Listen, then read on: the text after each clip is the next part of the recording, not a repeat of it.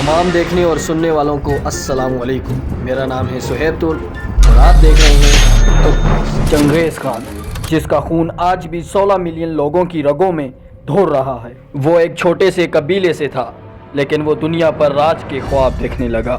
چنگیز خان وہ جس نے 4 کروڑ لوگوں کو آخرت کی زندگی سے ملایا۔ اس کی بدلے کی آگ نے اس کے بھائی کو بھی جلا دیا اور کروڑوں لوگوں کو مار کر اس چنگیز خان نے منگول امپائر کی بنیاد رکھی۔ دنیا کو جلا کر اب اس کو بھی موت کا مزہ تو چکھنا تھا۔ تو سوال یہ ہے کہ وہ مرا کیسے، اور آج کے جدید انسان بھی اس کا مقبرہ کیوں نہ ڈھونڈ سکے۔ تو شروع کرتے ہیں آج کی یہ video Genghis Khan. There was once a tribe in these plains.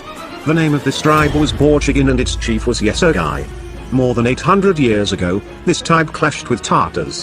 An important Tartar chieftain was arrested in battle. His name was Tümelün. In chains, Tümelün was standing before the chief of the Beijing tribe. At this time Ögedei received the news of his son's birth. Ögedei named his son Tümelün after the same prisoner. When Tümelün was born, he had a blood clot in his hand. According to the legend, when the tribal elders came to know about it, they predicted that the boy will become a great conqueror in future. This is the story of the same child Tümelün, who is known to the world as Genghis Khan.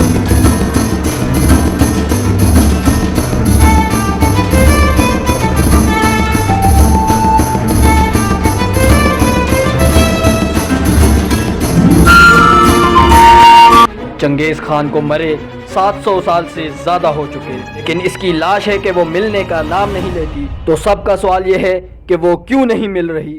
تو شروع کرتے ہیں اس کی موت کی داستان۔ اس کی موت کا تعلق ویسٹرن شیعہ پر حملے سے ہے۔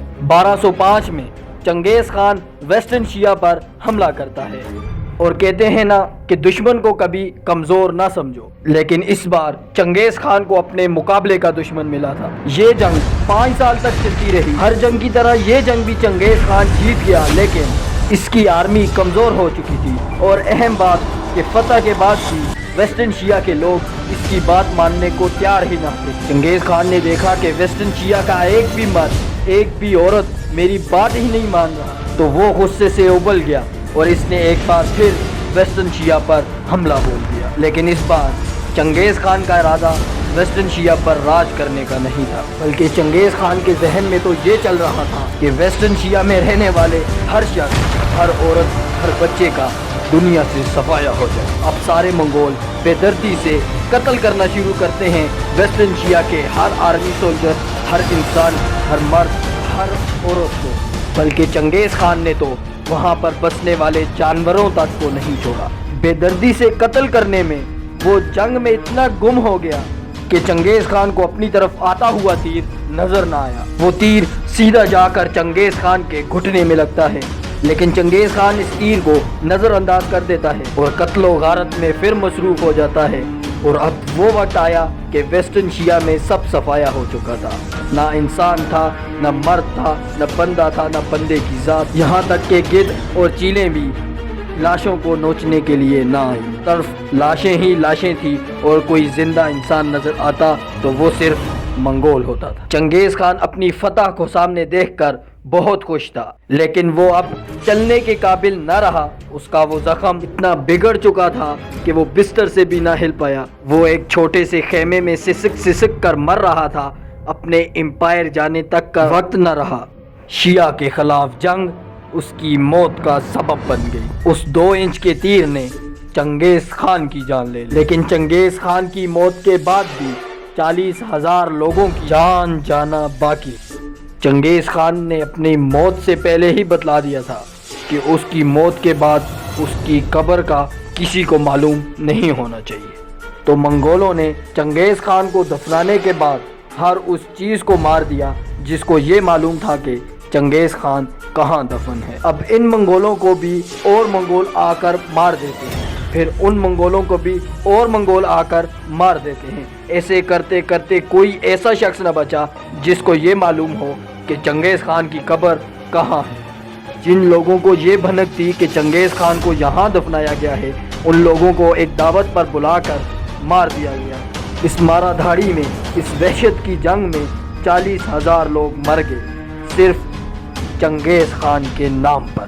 یہی وجہ ہے کہ آج تک کسی کو بھی نہیں معلوم کہ چنگیز خان کہاں دفن ہے، لیکن اس کا یہ مطلب نہیں کہ انسان اسے ڈھونڈ نہیں پائے تو مالک الموت اور فرشتے اسے ڈھونڈ نہیں پائیں گے۔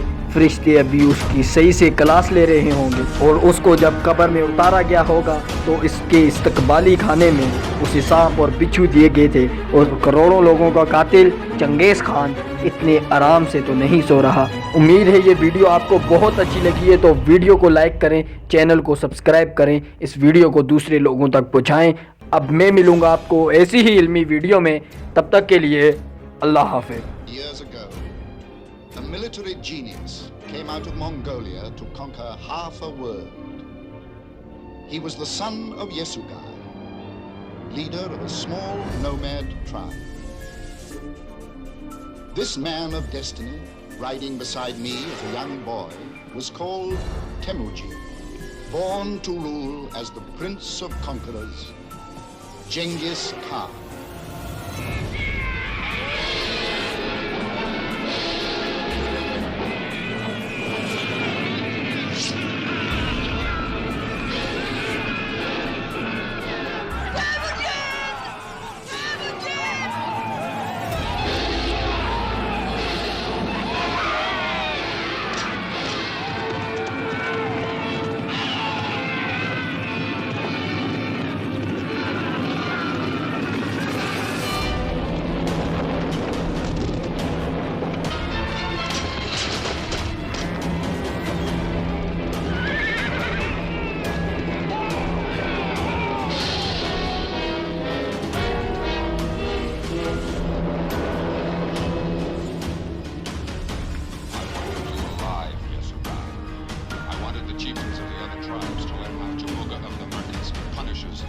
Trespass on his grazing land.